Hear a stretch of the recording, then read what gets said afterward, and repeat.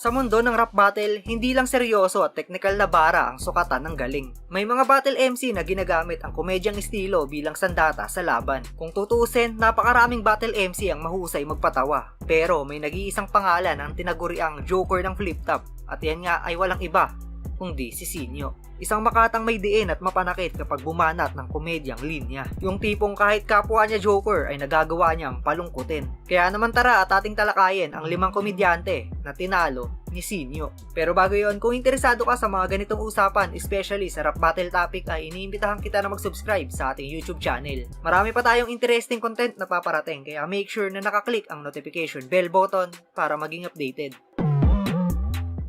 Ang una sa ating listahan, ang OG Joker at buhay na alamat na si Zaito. Zaito at Sinyo para sa main event. Base sa estilo nila, alam natin na lap-tripan ang mangyayari at yun nga mismo ang naganap. Dinayo ng veteranong si Zaito si Sinyo sa mismong balwarte nito para sukatin kung gaano ba ito katikas sa entablado. At syempre bilang representante ng kanilang lugar at respeto na rin sa alamat na si Zaito ay binigyan niya ito ng solido at napakasayang battle. Sinigurado rin niya na hindi siya mapapahiya sa kanyang mga kalugar, kaya naman malinis niyang kinuha ang panalo.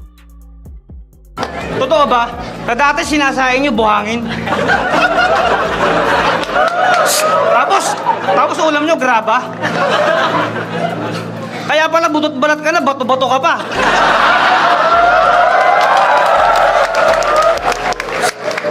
Paano yan pagka tumain na kayo? Tae. Ano lumalabas? Tiles?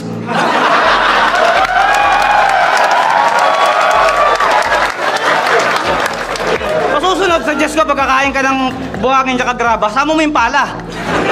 Para pagkain mo, bahay na. Alam mo bang magmula nang tinanggap ko tong laban namin, ako'y nakaramdam ng isang masamang pangitain. Araw-araw, ang pangit ng araw ko kung iisipin. Kasi lahat naman ng naitulong mo sa akin, respeto ang aking ibinalik. Ni minsan di kita ginawan ng masama, pero bakit? Kailangan mo kong pakitaan ng pangit.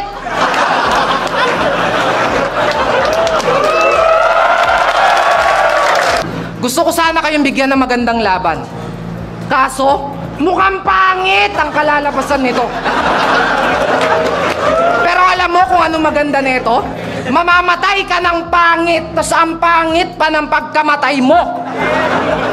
Noong nag-uumpisa pa lang sa liga si Sinyo ay napakaraming mahuhusay na komedyante ang nakaabang para tagpasin ang pausbong niyang karir. At isa nga sa pinakamatunog ang pangalan noon ay si Andy G. At tila ba nakatadhana talaga na sila ay magharap. Dahil nasa isang bracket sila ng torneo at sa ikalawang yugto ng isa buhay ay napagitnaan na ng versus ang pangalan nilang dalawa. Solidong jokes ang binitawan ng bawat isa sa kanila at pareho silang naging epektibo. Pero hindi naging sapat ang lakas ni Andy G para pahintuin ang pataas na karera ni Sinyo. At yung pagiging gwapo ko tulwag mong ginagawang topic, hindi mo alam kung gaano ka-toxic. Pagbaba ko ng stage, yung mga chick nagpapanik, sunod-sunod yung nagpapapik, may nagnanakaw pa ng halik. Akala mo ba, Nick, gusto ko to? Tol, yung pagiging gwapo, hindi yan basta-basta. Hindi nyo lang alam, yan ang pinakamalaking problema namin ngayon dalawa. Itanong nyo pa kay Abra.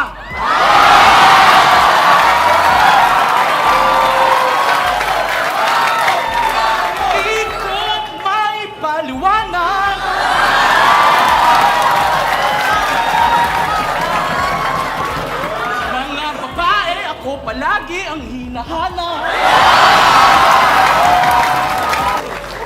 Kaya tumigil, magtigil, itigil, tigilan muna. Hindi ko ugaling-ugaliin ang ugali ng iba. Kasi si Real Talk, kung sinong sikat, yung estilo nyo, ganun din. Nung sumikat si Balakid, lahat kayo gustong magmalalim. Nung sumikat si Lunila, halos lahat nagra-rap ng may multi. Nung sumikat si Smaglas, lahat ang bibilis at ang aangas. Putang ina mo, pag sumikat si Righteous, gusto ko gumanyan ka. Gumanyan ka. Sunod, Sinyo kontra kay Shernan. Parehong balagbag sa pagpapatawa pero may diin din kapag nagseryoso na sa entablado. Bakbakan din to ng number 1 at number 2 most viewed battle MC. At matatandaan din na tinalo na ni Shernan si Sinyo noong 2x2 finals. Kaya naman ramdam kay Sinyo yung gigil na makabawi. Classic na battle yung naganap, nagampanan nila yung role nila sa entablado. Pero sa huli, tagumpay si Sinyo sa kanyang paghihigante. Pinapatumba ako ng 3GS.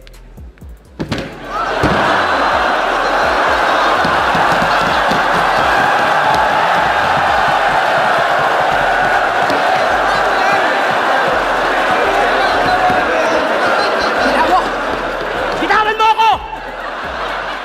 Nangingialam ka ba? Kung pinatumba ako nila, kaya ko tumayo mag-isa! Kaya maawa ka! Maawa ka sa misis mo, brother! Baka pwedeng pakiconsider. Paano pag binabakhag ng partner?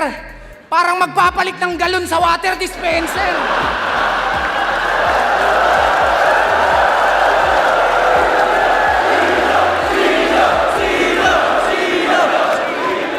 At ang nakakabader, yung My Day, panay jogging pa yan. Imagine niyo na lang, pag nagja-jogging to nung walang damit, parang Titan na pinakawalan. Noong Vuelta Balentong 2 ay itinapat ni Boss Enigma si Sinyo sa kampyon ng 2x2 na si Bruce. Puta Eddie Wow ni Sinyo kontra sa shit ang saya diba ni Bruce. Marami ang nag-aakala na tagilid si Sinyo sa laban dahil kampyon na ang nasa harapan niya. Pero pinatunayan niya na kahit sino ang itapat sa kanya ay papalagan niya. At sa huli, nakuha niya ang panalo sa isang digit na laban. Shit! Ang saya, di ba? Puta Eddie, wow! Tapos feeling celebrity. Gusto palagi sa battle na may mention. Pero matanong lang kita, alam mo yung mention? Gago, pag di mo magalaw asawa mo, panigurado, mini-mention!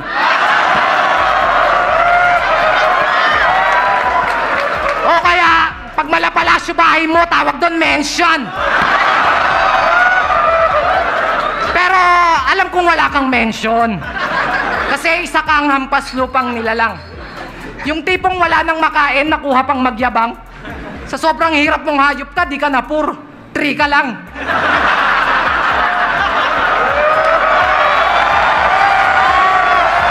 Sabi mo nung laban yun ni Price Tag, duduraan kita ng plema, ihian kita sa ulo, tataihan kita sa muka. Sabay sigaw ng, "That's gangsta!" Tangina ka, sa tingin mo ba gawain yun ng real G? Sa tingin mo ba gawain yun ng real G? That's not gangsta, motherfucker. That's dirty!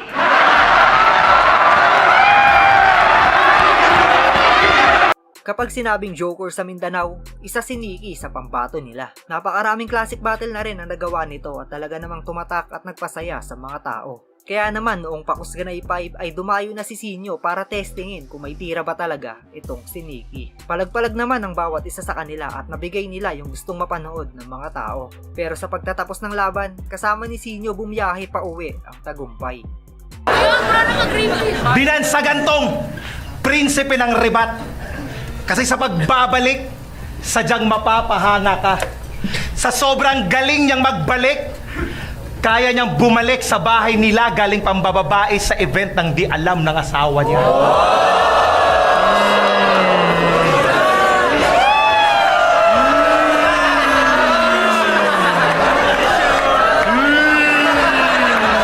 Ba't ako matatakot sa albularyo?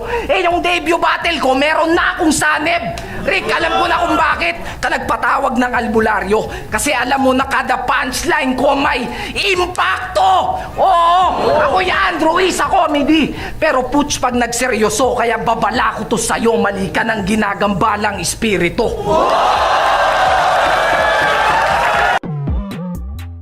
At ayan niya ang 5 solidong komedyante na tinalo ni Sinyo. Kaninong laban ni Sinyo ang pinaka-natripan mo at isa ka rin ba sa bumibilib sa Joker ng Flip Top? Gusto ko malaman ang inyong opinion kaya i-comment nyo na yun sa ibaba at babasahin nating lahat yan.